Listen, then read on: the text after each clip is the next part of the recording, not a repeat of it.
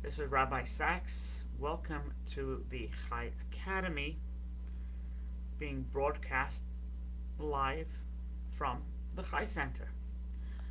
Hence Chai, right? Chai Academy. So yesterday we spoke about Nature Carta, um, my belief, treasonous Jews that hate Israel and go to um, illogical limits to hurt the country, even though they don't think they're hurting the country. Today it's more upbeat. Today we're going to be talking about a fellow called Chayim Salomon, or Chayim Salomon. So an incredible individual, and I think the more people that know about Chayim Salomon, the better. So he was a Jew born in Poland in 1740. He was a Sephardic Jew. So you may ask, how does a Sephardic Jew end up in Poland? So it's truth be told, it's odd and it's not odd, because when Spanish Inquisition, Fernandad and Isabella, when they kicked out the Jews in 1492, the Jews migrated, and they migrated east, and eventually, many of them, landed in Poland. And Chayim Salomon was a child of grandparents or great grandparents that had to leave Spain because of the Inquisition. He never, even though he lived in Poland, which all Jews spoke Yiddish, they say he didn't know how to speak Yiddish. They say in his household they spoke Ladino, and he was literate in Hebrew. Regardless, at age 35, after wandering around Western Europe, he came to New York. When he came to New York, he was in Western Europe. He actually learned finances and loans and acquisitions, etc. So when he came to New York, he established a business. Basically, he was a financial broker for merchants, and more an international broker for merchants. Now, it's important international because he was working with different countries, Denmark, France, and very involved. And because of his connections to these different countries, he was able to accomplish what really nobody else could. And so it was in 1776. As we all know, the country was going through turmoil. We're trying to rid the British, no taxation, without representation, and it evolved into a war. And the war happened in the United States. It wasn't the United States then, but the war happened on this hemisphere, on this continent. So he joined the Sons of Liberty, which was a secret society that basically took the position that the rebels, the Americans, are in fact the righteous ones. And he worked hard. He was, he gave up his time, etc., etc. And he was shortly thereafter, he was arrested as a spy by the Brits, but the British pardoned him. But even though they pardoned him, they detained him. So he wasn't allowed to go back to his family. They detained him, and they detained him post pardon for 18 months. 18 months. This fellow was 18 months of it, and they put him on a boat, and he served as a translator for Germans that the British had hired, German soldiers that British had hired to fight their battle. So he served as a translator. But what the Brits didn't realize, he was actually, in addition to being a translator, he was also a saboteur. So with the soldiers, the German soldiers that he befriended, he told them that this is not a good cause, and you should get out while you can. The Brits, they will lose this war because righteousness is going to win the war, etc. So he basically turned many German soldiers who worked for the Brits to leave their posts, leave their work. In 1778, he was arrested again as a spy, so it must be shortly after the 18 months were up. He was arrested again as a spy, and he was sentenced to death. He escaped, and he managed to get to Philadelphia, which Philadelphia was the headquarters of the rebels, the headquarters of the American soldiers. And once after this hiatus of he probably didn't work in a couple of years at least, he finally started to reinvent himself, and once he was resettled, he opened his business, and once again he went to the finance industry. And it's interesting because he was an agent to the French consulate, so he was an American agent that dealt with the French and the Dutch, and he was the paymaster. The paymaster was basically he paid the bills for the French. So there was different bills living in the country, foreign country, and they had to pay for this supplies and that supplies, and so he was the paymaster. And I don't know of anybody else when he left. Anybody else took him over.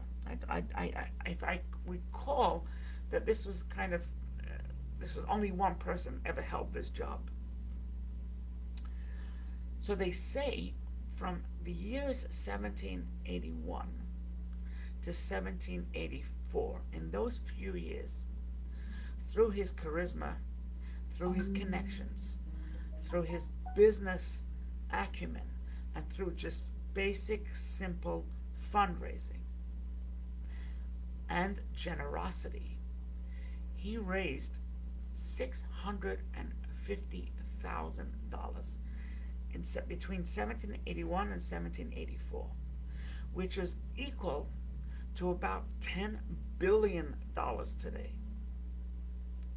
So Chayim Salomon was and he raised it for the war efforts.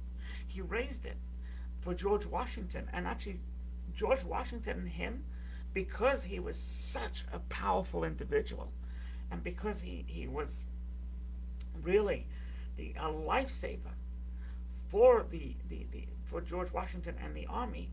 So they actually developed an acquaintanceship. Some say even a friendship. And there's a famous story about him. In August, it was 1781. So George Washington decided that he's going to go to the Battle of Yorktown because the British had taken over. They had taken over Yorktown, and they held a general hostage, captive, etc. The problem was that George Washington was broke. He didn't have any money for food. He didn't have any money for clothing.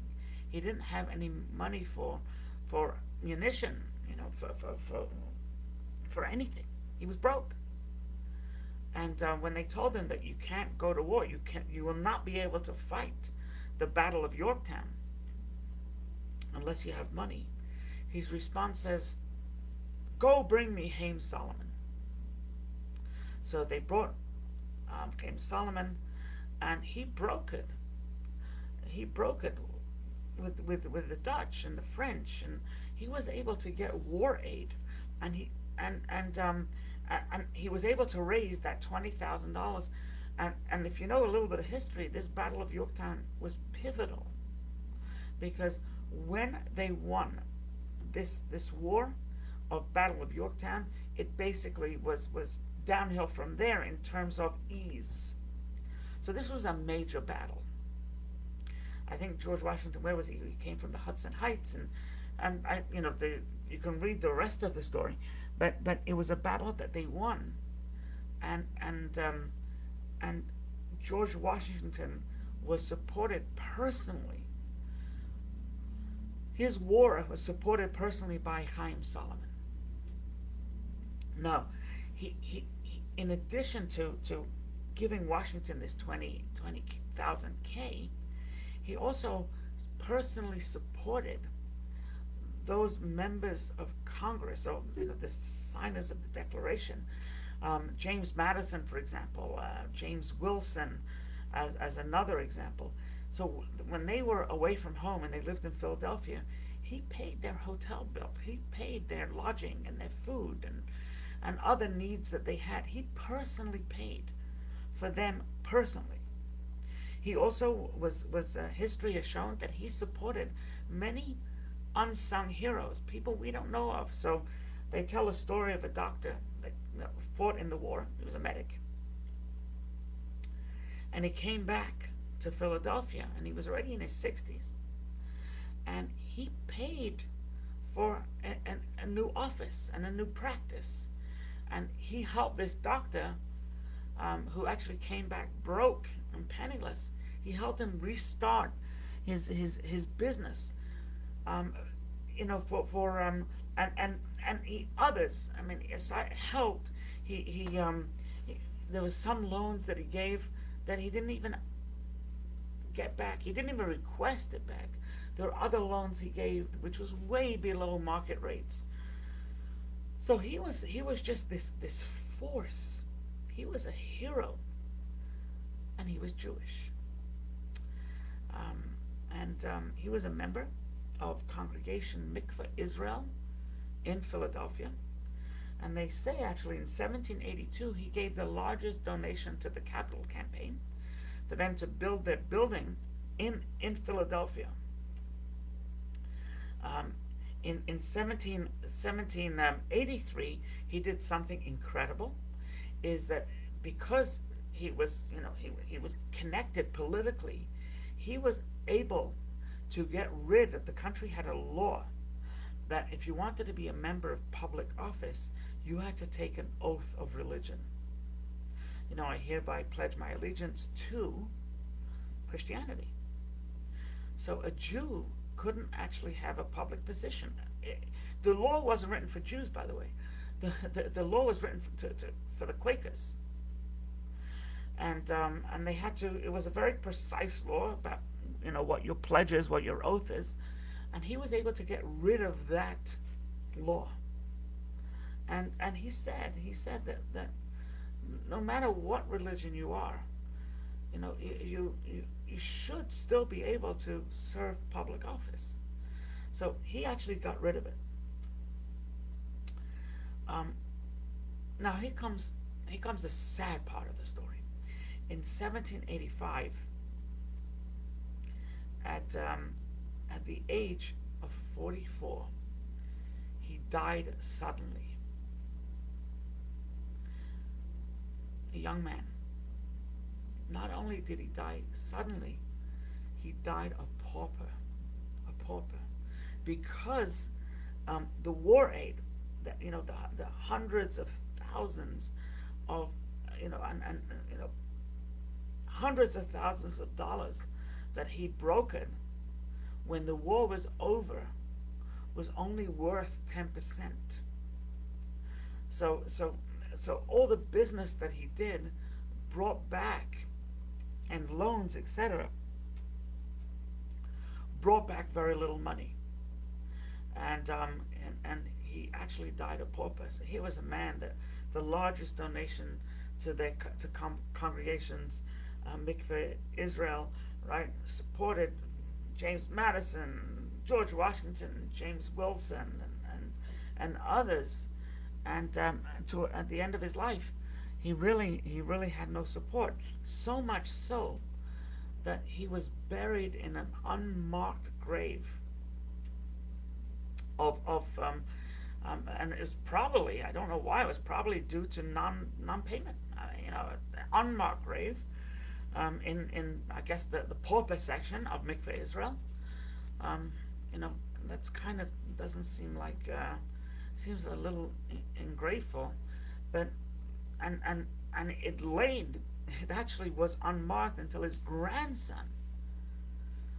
They left the grave unmarked, but they put up the actual grave, but they put up different bronze statues, and they put up, there's a couple of markers here and there, and over time, it actually became a tourist attraction, and where people can come and to thank Chayim Salomon. When he died, while maybe the synagogue didn't get it right, the Independent Gazette, the paper, the newspaper, wrote an obituary, and the obituary was said that here was a man of Hebrew faith who passed, and he was a businessman, and his integrity was impeccable. So many that was to dispel those that say, typical Jew, loaning money at usury rates, and he took advantage of the war. The paper clearly stated, and George Washington clearly understood and knew that this man was literally a tzaddik for the country. And so basically the very foundation of our country was built on his money.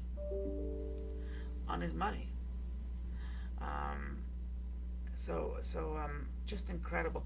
There is a rumor, and I believe it's unsubstantiated.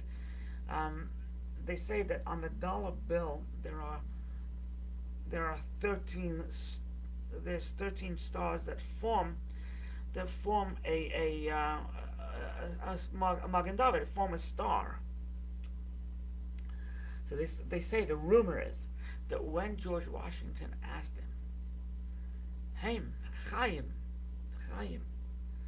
what can I do in return? I want to do something for you in addition to repay money, etc. What can I do for you in return? So he the rumor is that he said, please put a Jewish star on the currency. We don't know if it's true, but we do know in 1893 he was awarded a gold medal for his dedication to the country posthumously, and the gold medal is the highest honor the country, even till today, it's the highest honor a country can give one of its citizens. So one of its citizens, as opposed to military, they have the Silver Star, the Purple Heart, etc. But if a civilian, the highest honor a civilian can get is a gold medal. In fact, when the Lubavitcher Rebbe passed in 1994, so the 102nd Congress awarded him a gold medal. So most times that happens posthumously. So here for Chayim Salomon, he was awarded a medal for his heroic efforts. And remember, he was arrested twice, sentenced to death. He joined secret societies early on. It was actually before I think it was 1775 he joined. And he was the money behind the war. That's the bottom line. By hook or by crook, he managed to support the war through so many different avenues: the French, the Dutch, the connections, borrowing and giving and donating and coordinating, etc., etc. In 1946, they actually have, and it still exists today, not in its original place. It was in one park. They put a statue of him in a park, and in 1946 they actually moved it to a park in the Fairfax area. So in 1975, the country decided that they're going to make a stamp. So a 10 cents stamp was made in his honor. There are so many different organizations and buildings and tributes to him in recognition of what he did. But I think for most people, Jew or non-Jew, his name is obscure. He kind of lives in obscurity. And we just celebrated Independence Day, and I think it's important to really, he though he didn't sign the Declaration of Independence, he was very close and very supportive, intimately so, personally so, of those that did. So he was you would call a hero of the revolution. So we know Paul Revere, and we know George Washington, and we know Robert Massa, right? Some other, Benjamin Franklin. We know some names. Here's a name that should be at the tip of your tongue. He was Jewish. He was a proud Jew. He lived as a Jew. He died as a Jew. And when he got that law, he got rid of that law, the test of religious oath law. He said, "I'm a proud Jew." He said it. So he never hid behind his Jewishness. Never hid behind it. He was always proud that he was a Jew, and he was an amazing man. So it's a tribute. It's a tribute to him. There are books, by the way. There was a book written early on about him. When books were barely getting published, but there are more contemporary books written about him and his family, and the life of Chayim Salomon, I believe one of them is called, and it's a worthy read. It truly is. If you enjoyed this, please feel free to share. These are not copyrighted. In fact, because it's knowledge. You know what they say? They say when God gave the Torah to the Jewish people, He didn't charge. He didn't charge the Jewish people. Yes, they got obligations, but there was no monetary. Likewise, when I teach, and there's so many classes, this happens to be just Jewish pride, and maybe not be a Torah law, but maybe it is a Torah law. If you think about it, the Torah and halacha, Jewish law, states that you have to support and be loyal to the country you live in. It's a law. It's Jewish law. And you cannot adopt the attitude and that, I'm really a citizen of Israel. You can't adopt that. Palestine, whatever it was, Ottoman. You can't adopt that. The law is you live in this country. The anti-Semites accuse us of having loyalty to Israel. But it's a Jewish law, and he understood it well, that you're obligated to support. You're obligated to say a prayer if you live in England for the Queen. You're obligated to pray for Washington and your congressmen and your president and your senators and your legislators, assemblymen and councilmen, etc. You're obligated. And you have to pay taxes, and you cannot steal. You cannot sneak onto the subway. You have to respect the laws of the land. The only time you don't have to respect the laws of the land is if they tell you to go against God. You shall not get a circumcision. You can't have a bris. Nobody's allowed a bris. You're going to do it, and you're going to do it in a basement, like they did in Soviet Russia. Can't keep going. You're going to do it. You can't have matzah, Pesach. You're going to do it. So you are allowed to, because God's law, Torah law, comes first, and this is just cruel and unusual laws to stop. And America is blessed in that way, truly blessed. Freedom of religion that we can practice proudly. We can have parades. We can have, the end of this month, there's actually an anti-Semitic rally in the capital.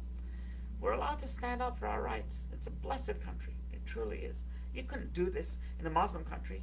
Step up. So please feel free to share. Also, if you can comment here if you have any questions, etc. Always I get notified.